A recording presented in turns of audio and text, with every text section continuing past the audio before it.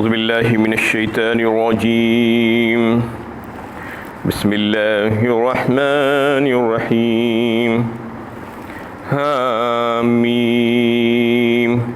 عین سین قاف كذلك يوحي إليك وإلى الذين من قبلك الله العزيز الحكيم.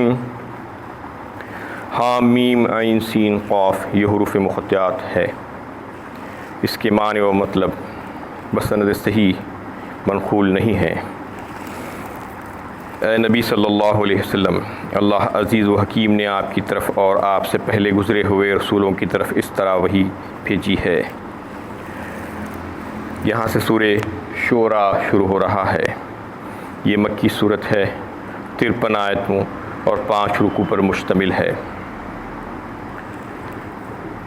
یہ ان 6 صورتوں میں سے ہے جسے آل حوامیم کہا جاتا ہے، جو لفظ حامیم سے شروع ہوتے ہیں.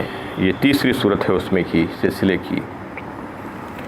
اس سے پہلے بھی اسی لفظ سے ملتا جلتا جو ادا کرنے میں سنائی دیتا ہے وہ صورت تھی سورہ 19ویں پارے میں سورہ شعراء. شعراء شاعر کی جمع ہے، وہ شعراء تھا، یہ شورا ہے. شورا کا مطلب یہ ہے کہ مشورہ. اس میں جو ہے ایک جگہ یہ لفظ آیا ہے آگے وَأَمْرُهُمْ شُورَىٰ بَيْنَهُمْ، اور باہم ان کے کام کاج آپسی مشورے سے ہوا کرتے ہیں. تو یہ صورت کا نام شورا ہے. اور کلام کا آغاز اس طریقے سے ہو رہا ہے جیسا کہ پس منظر میں بیک گراؤنڈ میں کچھ چمگوئیاں چل رہی ہیں، کوئی بحث و مباحثے چل رہے ہیں، بات چیت چل رہی ہے. اصل میں مکہ معظمہ میں یہ بحث و مباحثے شروع ہو چکے تھے جس وقت آپ صلی اللہ علیہ وسلم پر وحی کا نزول شروع ہوا اور آپ نے دعوی نبوت کیا. گھر گھر، ہر محفل میں، ہر دکان میں، ہر جگہ، ہر چوپال پر یہ بحث چل رہی تھی اور لوگ اسی بات پر گفتگو کر رہے تھے جو آپ صلی اللہ علیہ وسلم دعوت و تبلیغ پیش کر رہے ہیں اور جو قرآن کی جو مضامین ہیں اس پر گفتگو چل رہی تھی. اور یہ بات وہ لوگوں کو سمجھ میں نہیں آ رہی تھی. یہ کہہ رہے تھے کہ یہ کیا ہے، ایک عجیب بات ہے، یہ شخص ایک نرالی بات لے کر اٹھا ہے، یہ ہم کو سمجھ میں نہیں آتی. یعنی اس بات کی طرف یہ لوگ فکر مند تھے کہ کیسی عجیب بات ہے کہ ہمارے باپ دادا سے جو دین ہمارے پاس چلا آ رہا تھا اور ہماری قوم جس دین کی طرف جو ہے پیروی کرتی آئی ہے شروع سے، اور ملک میں ہمارے جو طریقہ رائج ہے وہ تمام طریقوں کو چھوڑ کر یہ ایک نئی دین کی بات کرتا ہے شخص محمد صلی اللہ علیہ وسلم. یہ بات ہمیں عجیب لگتی ہے اور یہ کہتا ہے کہ وہ تمام کے تمام غلط تھے، اس کو غلط ثابت کرتے ہیں اور یہ کہتے ہیں کہ میں جو پیش کر رہا ہوں وہ صحیح ہے اور حق ہے. یہ ہم اس بات کو تسلیم کیسے کر لیں؟ اور یہ بھی کہتا ہے کہ یہ جو کلام میں تم سے کر رہا ہوں یہ اللہ کا کلام ہے، جو میں سنا رہا ہوں تمہیں یہ اللہ کا کلام ہے. کیا اللہ تعالیٰ اس کے پاس آتے ہیں یا یہ اللہ کے پاس جاتا ہے یا یہ اللہ تعالیٰ سے بات چیت کرتا ہے؟ آخر بات کیا ہے؟ یہ جو باتیں کر رہا ہے ہمیں اس بات کی جو ہے بڑی فکر ہو رہی ہے، تعجب خیز باتیں ہیں. یہ جو ہے اس ماحول میں اس پس منظر کو ذہن میں رکھتے ہوئے اگر آپ سوچیں تو کلام کے آغاز اور شروعات اسی طریقے سے ہو رہی ہے کہ کذالک یوحی الیک، اسی طریقے سے آپ صلی اللہ علیہ وسلم کی طرف ہم نے جو وحی نازل کی ہے. اس کے بعد پھر جو ہے ذکر کیا جا رہا ہے کہ یہ جو ہے کوئی نئی اور نرالی بات نہیں ہے کہ پہلی بار ایسا ہو رہا ہے، بلکہ انسانی تاریخ میں اٹھا کر دیکھیں کہ یہ وحی کا سلسلہ شروع سے چلا آ رہا ہے اور وہی ہم بھیجتے آئے ہیں ہمارے نیک اور برگزیدہ اور چنندہ بندوں کے اوپر جن کو ہم پیغمبر منتخب کرتے ہیں. ان کے دلوں میں یہ بات ڈالتے ہیں اور یہ نوع انسانی کی ہدایت کے لیے، ان کی رہنمائی کے لیے ہم ہدایات بھیجتے ہیں اپنے پیغمبروں کو. اور اس سے پہلے بھی ایسی ہی ہدایات ہم ہمارے دیگر پیغمبروں کے پاس وحی کے ذریعے سے بھیجا کرتے تھے جو پے در پے لوگوں کے پاس آتی رہے اور اللہ کا پیغام ان کو پہنچاتی رہے. یہ کہ اللہ تعالیٰ ہی خالق و مالک ہیں ارض و سما کی، زمین و آسمان کی، اور وہی تمہارے معبود ہیں اور انہی کی جو ہے عبادت ہونی چاہیے. اور انہی کو تم اپنا حاکم ماننا چاہیے اور انہی کے قوانین دنیا میں رائج ہونے چاہیے۔ یہ بات انہوں نے بھی آ کر بتائی تھی۔ وَإِلَى الَّذِينَ مِن قَبْلِكَ کہہ دیا گیا، جس طرح وہی آپ کی طرف کی جا رہی ہے، آپ سے پہلے گزرے ہوئے جو گزشتہ پیغمبر تھے ان کے پاس بھی اسی طریقے سے وہی بھیجی گئی۔ یہ کوئی تعجب خیز بات نہیں ہے، جیسا کہ یہ لوگ کہہ رہے ہیں کہ نئی نرالی بات ہے، نئی نرالی بات نہیں ہے، اس سے پہلے بھی ایسا ہی ہوتا آیا ہے، اور جو ہے آپ پر کوئی جو بات کہی جا رہی ہے یہ کوئی نئی بات نہیں ہے۔ جب آپ صلی اللہ علیہ وسلم لوگوں کے سامنے توحید کو پیش کر رہے ہیں تو تم لوگوں کو بڑا غصہ آ رہا ہے، جبکہ تم اللہ کے ساتھ شرک کر رہے ہو، دیگر لوگوں کو ملا رہے ہو اس خالق کائنات کے ساتھ۔ یعنی کتنی بڑا جرم عظیم ہے یہ، کیسا جرم عظیم ہے، اس کو تم سمجھ نہیں رہے ہو۔ اور آگے بات آ رہی ہے کہ فرشتے تمہارے لیے جو ہے بڑے بے چین ہیں اور بڑے ڈر رہے ہیں کہ کہیں اللہ کا غضب نازل نہ ہو جائے تمہارے اوپر ان حرکات کی وجہ سے، اور اللہ کا عذاب تمہارے اوپر نہ نازل ہو جائے۔ لہو ما فی السماوات و ما فی الارض وہو العلی العظیم، آسمانوں اور زمین میں جو کچھ ہے سب اسی کا ہے، ہر شے اسی کے اختیار اور تصرف میں ہے۔ اللہ تعالیٰ نے کسی مخرب سے مخرب بندے کو بھی کسی طرح کا رتی برابر کا اختیار اور تصرف عطا نہیں فرمایا، اور سب کے سب بے اختیار اور اللہ تعالیٰ کے تابع فرمان ہیں۔ وَهُوَ الْعَلِيُّ الْعَظِيمُ، اور وہ برتر، عظیم المرتبر اور عظیم الشان ہے، انتہائی اعلیٰ ہے۔ یعنی وہی کی جو بات اس میں کہی جا رہی تھی، ایک وہی کا لفظ جو آیا تھا، وہی کسے کہتے ہیں؟ اصل میں اشارہ سرعی اور اشارہ خفی، وہی کے لغوی معنی ہیں اشارہ سرعی اور اشارہ خفی۔ سرعی کے مطلب تیزی کے ساتھ، سرعت جسے کہتے ہیں، بجلی کی کوند کی طرح اللہ تعالیٰ خیالات اور جو ہے اپنے احکامات اپنے بندوں کے دل میں ڈالتے ہیں، جو اتنے خفی ہوتے ہیں۔ اشارہ خفی بھی ہوتا ہے وہ سرعی کے ساتھ ساتھ، خفی اس طریقے سے کہ جس کے لیے وہ بھیجا جاتا ہے صرف وہی جانتا ہے اور کوئی نہیں جانتا۔ آزو بازو بیٹھے والے کتنے لوگ ہوتے تھے صحابہ کرام کی جماعت، اس وقت بھی وہی کا نزول شروع ہو جاتا اور کسی کو پتہ نہیں چلتا کہ وہی کیا آ رہی ہے، صرف نبی صلی اللہ علیہ وسلم کو معلوم ہوتا تھا کہ وہی میں کیا بھیجا گیا ہے، اللہ تعالیٰ کا کیا حکم ہے اور کیا پیغام بھیجا گیا ہے۔ تو یہ اشارے سرعی اور اشارے خفی جو ہے اس کو وہی کہا جاتا ہے، اور وہی کی جو ہے قسمیں ہیں۔ اللہ تعالیٰ اپنے بندوں سے مخاطب ہوتے ہیں اور اپنے بندوں سے جو ہے کلام کرتے ہیں اور ان سے ربط قائم کرتے ہیں، براہ راست نہیں بلکہ جو ہے کچھ دوسرے طریقوں سے۔ براہ راست اللہ تعالیٰ کبھی بھی کسی بھی بندے سے مخاطب نہیں ہوئے ہیں۔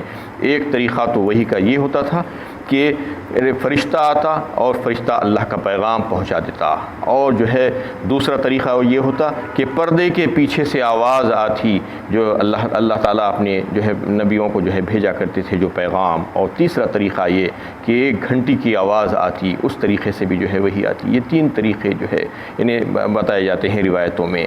اور جو پہلا طریقہ ہے کہ فرشتہ آتا، تو زیادہ تر یہ بھی ہوتا تھا اللہ کے نبی صلی اللہ علیہ وسلم کے ساتھ کہ فرشتہ آ کر جو ہے اللہ کا پیغام پہنچا دیتا، وہ بشکل انسانی بھی آتا اور اپنی اصلی شکل و صورت میں بھی آتا۔ اصلی شکل و صورت میں ایک دو بار ہی آئے حضرت جبرائیل امین، زیادہ تر بشکل انسانی ہی آئے ہیں۔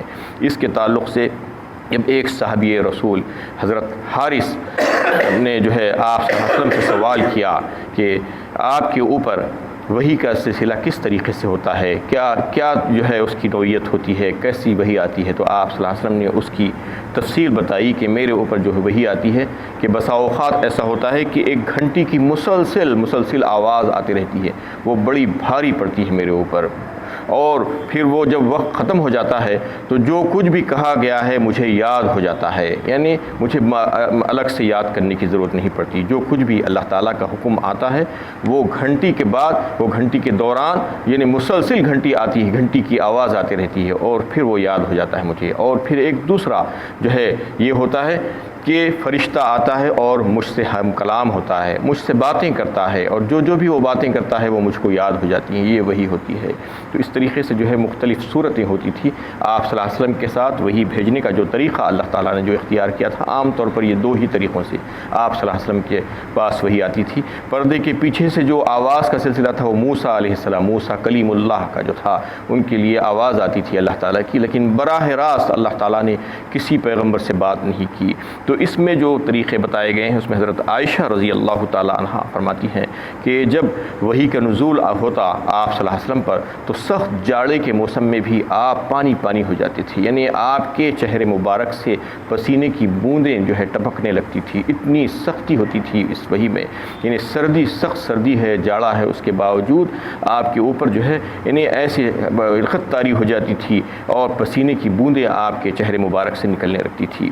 اس کے تعلق سے، وحی کے تعلق سے جو اللہ تعالیٰ بھیجایا کرتے تھے اور پھر اس کو یاد فوراً نہ کرنے کے لیے جو حکم دیے تھے وہ سورہ قیامہ 29ویں پارے میں آیا، لا تحرک بہ لسانک لتعجل بہ ان علینا جمعہ و قرآنہ، آپ اپنی زبان کو جلدی جلدی حرکت مت دیجیے اے نبی صلی اللہ علیہ وسلم۔ اللہ تعالیٰ حکم فرما رہے ہیں لا تحرک بہ لسانک لتعجل بہ ان علینا جمعہ و قرآنہ، بے شک اس کو جو ہے جمع کر دینا اور آپ کی زبان سے پڑھوا دینا یہ ہمارے ذمے ہے۔ ان علینا جمعہ و قرآنہ فاذا قرأناہ فاتبع قرآنہ، اور پھر جب ہم پڑھ لیں اپنے فرشتے کے ذریعے سے زبانی اس کو پڑھ لیں تو پھر آپ اس کے پڑھنے میں اتباع کیجیے۔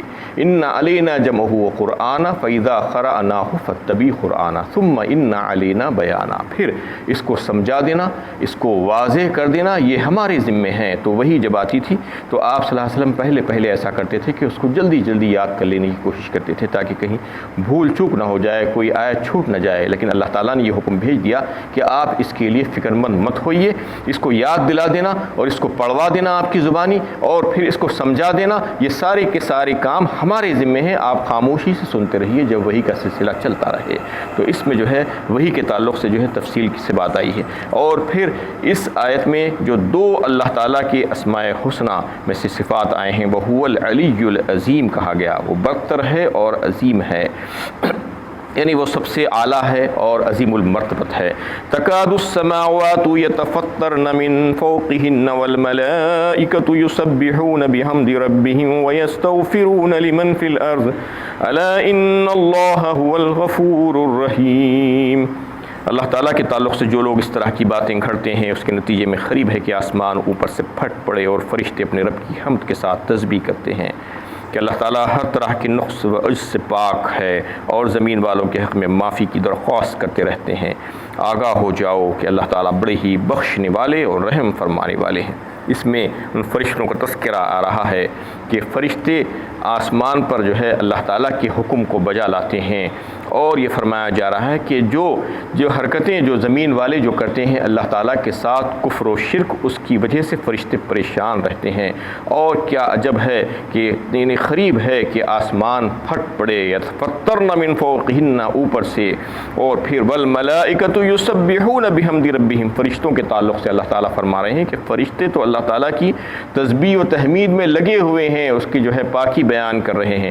اور احادیث میں آتا ہے کہ ترمذی شریف کی بھی روایت ہے، ابن ماجہ کی بھی روایت ہے، اس میں یہ بتایا گیا ہے کہ فرشتے جو آسمانوں پر سجدے میں لگے ہوئے ہیں، اپنی پیشانیاں ٹکائے ہوئے ہیں، 4 انگلی کی زمین بھی ایک جگہ بھی بچی ہوئی نہیں ہے، خالی سب کے سب بھرے ہوئے ہیں۔ اس وجہ سے آسمان پر چرچراہٹ ہوتی ہے، جیسا کہ کسی چیز پر جو ہے بوجھ زیادہ ڈال دیا جائے تو آوازیں نکلنے لگتی ہیں، ویسا ہی آسمان بھی آوازیں نکالتا ہے، چرچراہٹ ہوتی ہے اس میں، یہ بوجھ کی وجہ سے کہ فرشتے اس کے اوپر سجدہ ریز ہیں اور بھرے ہوئے ہیں۔ والملائکۃ یسبحون بحمد، کیا کر رہے ہیں؟ اللہ تعالیٰ ہی ان کو حکم دیتے ہیں، وہ تسبیح بیان کر رہے ہیں اور تحمید بیان کر رہے ہیں۔ اور ایک کام ان کا اللہ تعالیٰ نے ان کو جو لگا دیا ہے، وَيَسْتَغْفِرُونَ لِمَنْ فِي الْأَرْضِ، استغفار کر رہے ہیں زمین والوں کے لیے، اللہ تعالیٰ ہی کے حکم سے کرتے ہیں، کیونکہ فرشتے اپنی طرف سے کوئی کام نہیں کرتے۔ لا یعصون اللہ ما امرہم ویفعلون ما یؤمرون، سورۃ تحریم میں جو ہے اللہ تعالیٰ نے فرما دیا کہ وہ ہماری نافرمانی کر ہی نہیں سکتے اور ہم جو کچھ بھی کہتے ہیں وہی کرتے ہیں۔ تو اس طریقے سے اللہ تعالیٰ نے ان کے لیے یہ کام اور بھی لگایا ہے کہ وہ زمین والوں کے لیے بخشش کی دعا کریں، مغفرت کی دعا کریں ان کے لیے، اللہ تعالیٰ ان کی دعاؤں کو قبول فرماتے ہیں۔ اس زمین کے عذاب سے جو ہے ان کو بچا لیتے ہیں وقتی طور پر، حالانکہ وہ جو ہے اتنا اللہ تعالیٰ کے ساتھ شرک اور کفر کرتے رہتے ہیں، لیکن فرشتے بھی ان کے لیے دعائیں کرتے ہیں، تو اللہ تعالیٰ ان کو اس عذاب سے بچاتے ہیں، لیکن آخرت کے عذاب میں تو یقیناً جکڑے ہی جائیں گے۔ الا ان اللہ هو الغفور الرحیم، اور آگاہ ہو جاؤ کہ اللہ تعالیٰ بڑے ہی بخشنے والے اور رحم فرمانے والے ہیں۔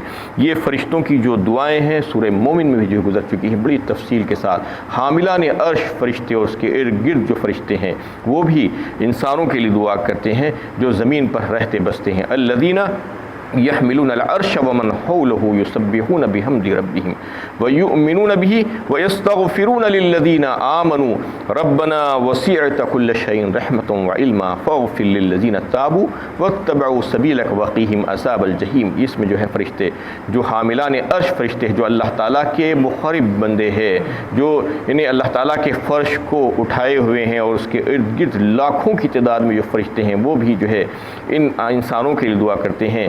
یہ کیا دعا کرتے ہیں کہ وہ ایمان لاتے ہیں اللہ تعالیٰ پر، اور ان زمین والوں کے لیے دعا کرتے ہیں کہ اے اللہ جو آپ سے ایمان لا کر آپ سے رجوع ہو جائیں اور آپ سے توبہ استغفار کریں تو آپ ان کو معاف فرما دیجیے۔